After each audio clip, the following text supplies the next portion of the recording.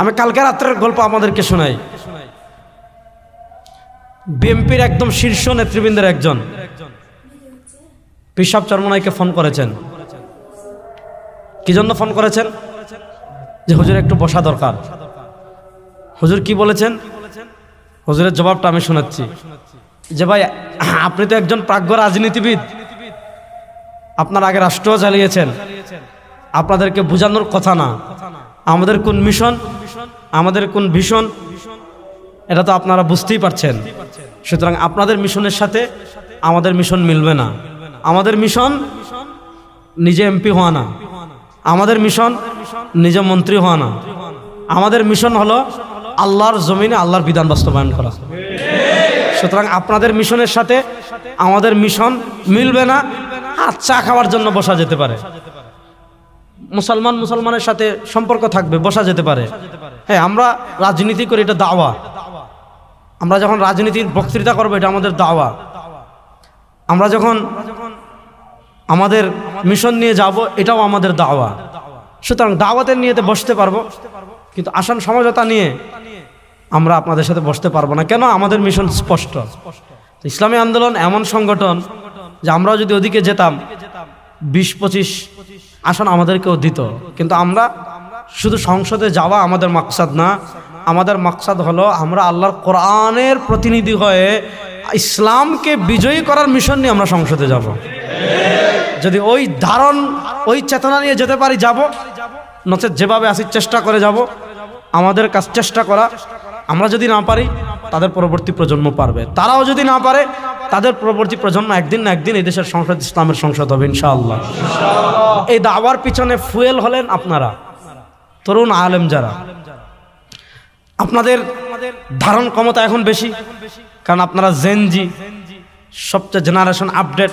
আমিও তো আপনাদের মধ্যেই, আমি তো আর বাইরের কিছু না। হ্যাঁ, এজন্য আমি সবাইকেই বলছি, হ্যাঁ আমরা হলাম জেনজি, মানে জেনারেশন জেড।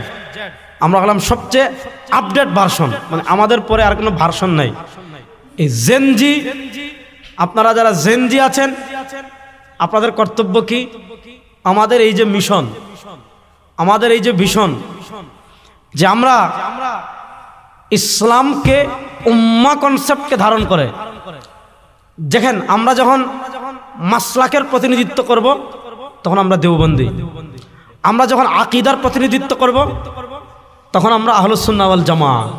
কিন্তু আমরা যখন ইসলামের বহির্ভূত কোনো আদর্শের মোকাবেলা করব, সেটা সেকুলারিজম হতে পারে, সেটা ডেমোক্রেসি হতে পারে, সেটা ন্যাশনালিজম হতে পারে, সেটা মানবরচিত তন্ত্রমন্ত্র হতে পারে, সেটা তাগুত হতে পারে, সেটা গায়রুল্লাহর কোনো অনুসারী হতে পারে, গায়রুল্লাহর বিধান মানা কোনো অনুসারী হতে পারে।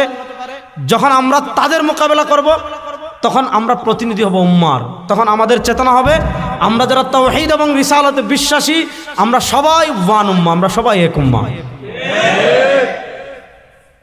আজকের এই আলোচনা সভা ও নবীন আলেম সংবর্ধনা অনুষ্ঠানে সকাল থেকে শুরু হয়েছে, দিনব্যাপী চলবে।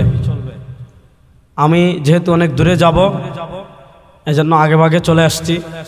যেহেতু এখানে আমাদের মাদ্রাসা, এজন্য আমি রাজি হয়েছিলাম যে দর্শ শেষ করিয়ে যাওয়ার পথে আপনাদের এখানে হাজিরা দিয়ে যাব।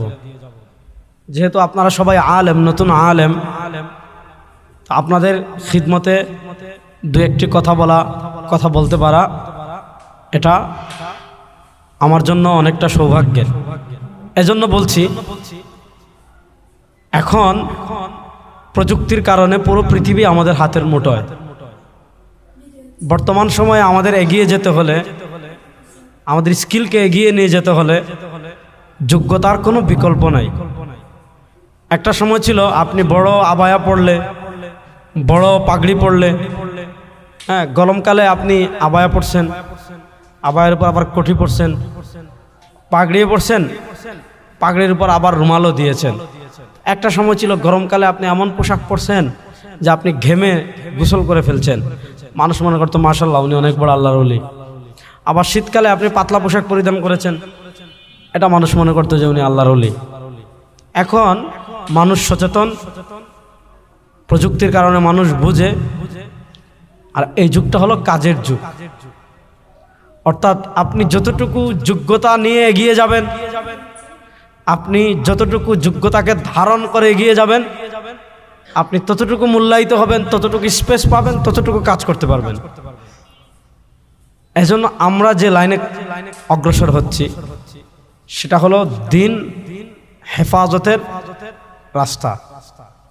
অর্থাৎ আমরা ইলমে দিন অন্বেষণের যে মৌলিক কয়েকটা কারণ আছে, তার ভিতর আমি যে হাদিস পড়েছি সেই হাদিস আল্লাহ রাসূল সাল্লাল্লাহু আলাইহি ওয়াসাল্লাম বলেছেন, ইয়ানফুনা আনহু তাহরিফাল গালিন, দিনকে যারা বাড়াবাড়ি করে তাদের বাড়াবাড়ির কবল থেকে দিনকে হেফাজত করা, ওয়াংতিহাল আল মুবতিলিন, বাতিলপন্থীদের অপপ্রচার থেকে দিনকে হেফাজত করা, ওয়া তাউইল আল জাহিলিন, মূর্খদের মূর্খতাপূর্ণ ব্যাখ্যা থেকে দিনকে হেফাজত করে দিনকে সব ধরনের বিকৃতি, সব ধরনের মূর্খতাপূর্ণ ব্যাখ্যা, তারপর সব ধরনের বাতিল ব্যাখ্যা, এগুলা থেকে হেফাজত করে পরবর্তী প্রজন্মের কাছে বিশুদ্ধ ইসলাম, বিশুদ্ধ দিন, বিশুদ্ধ শরিয়া, বিশুদ্ধ আকীদা পৌঁছিয়ে দেওয়া, এটা হলো আমাদের অন্যতম লক্ষ্য এবং উদ্দেশ্য।